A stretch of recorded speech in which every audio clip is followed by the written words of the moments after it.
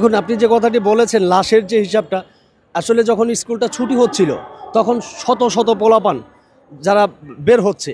এখন সেখানে আমরা দেখেছি যে বিমানেই যারা প্রত্যক্ষদর্শী ছিল, আমার বাসা একেবারে স্কুলের সাথেই, মাইলস্টোন স্কুলের সাথেই আমার বাসা, এবং সেখানে আমার নিজেরও একটি ছেলে পড়ে, ক্লাস 1-এ পড়ে।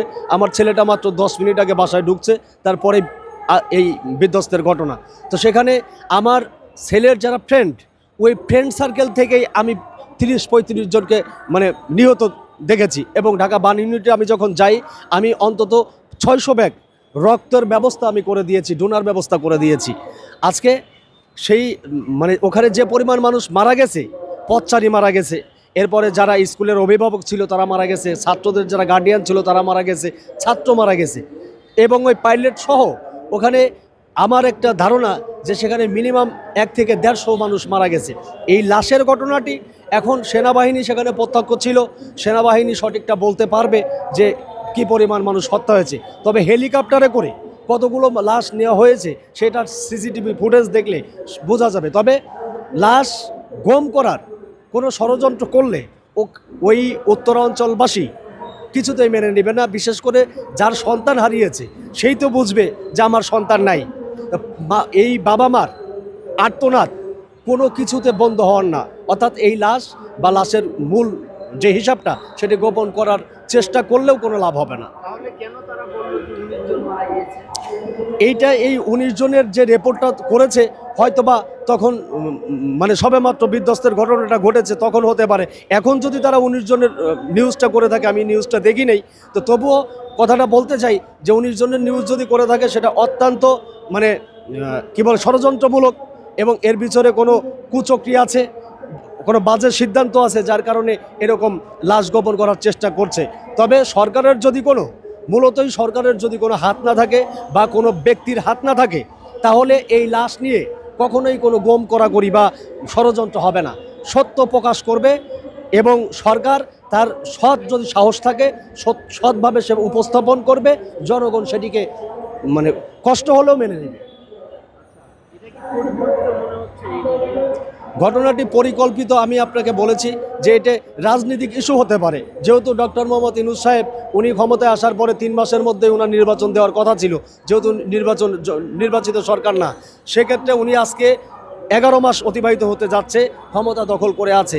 ওনার আরও ক্ষমতায় থাকার নেশা, নির্বাচন কখন দিবে সেটার কোনো মানে সিদ্ধান্ত এখনও নিচ্ছে না। তার মানে এই দুর্ঘটনাকে কেন্দ্র করে যদি ক্ষমতায় থাকার একটি হাতিয়ার হয়, তাহলে এটা অবশ্যই ষড়যন্ত্রমূলক হত্যা হতে পারে।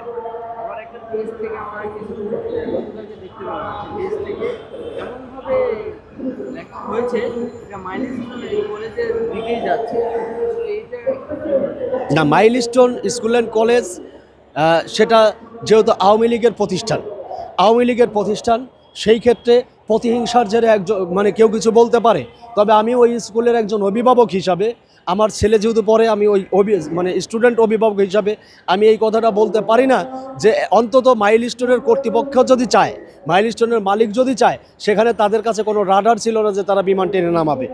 আবার ওখানে যারা শিক্ষক আছেন, প্রত্যেকটি শিক্ষক অনেকটাই আন্তরিক, যারা নিজেদের স্টুডেন্টকে সন্তানের মতো মনে করে। তারা নিজেদের মানে স্টুডেন্ট মানে শিক্ষার্থীও তো মরেছে, শিক্ষকও তো মরেছে।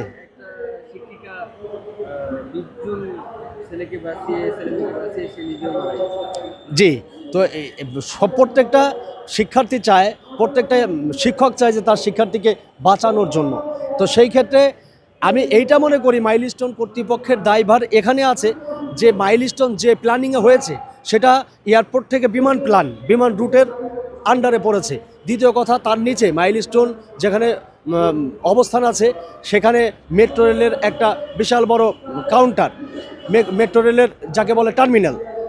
তারপর হচ্ছে সেখানে যে গোল চত্বরটা আছে, ঢাকা মিরপুরের সাথে উত্তরার একটা মেন যোগাযোগের রাস্তা, সেখানে একটা 3 রাস্তার মধ্যে স্কুলের ছাত্ররা যাবে আসবে, ওরা বিমান ধ্বংস হয়ে না মরলেও রাস্তার গাড়ির নিচে পড়ে মরতে পারতো, মেট্রো রেলের অ্যাক্সিডেন্টে মরতে পারতো। কাজেই ত্রিমুখী সংঘর্ষ হতে পারে ওখানে।